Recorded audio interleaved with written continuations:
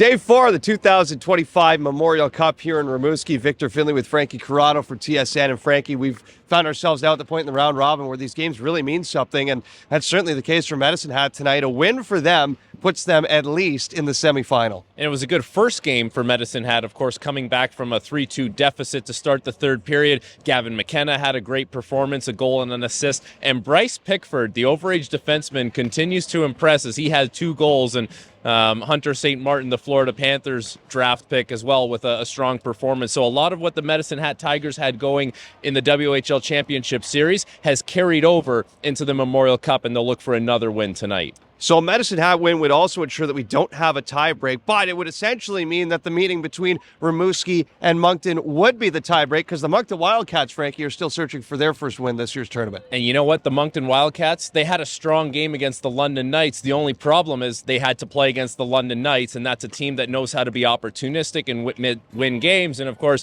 Easton Cowan had a great move in overtime, but for the Moncton Wildcats, it's about more of the same. They just have to stick to their process and know that if they do that, they are going to find a way to win games, and that starts with tonight. Moncton are 12-2 this season when losing, so they haven't had a whole lot of trouble with losing multiple games in a row, that's for sure. But you could also say they haven't seen a team quite like the Medicine Hat Tigers all year long, who are Western League champions and feature one of the game's bright young stars in Gavin McKenna. Puck drop tonight from Rimouski, 7 o'clock Eastern, right here on TSN.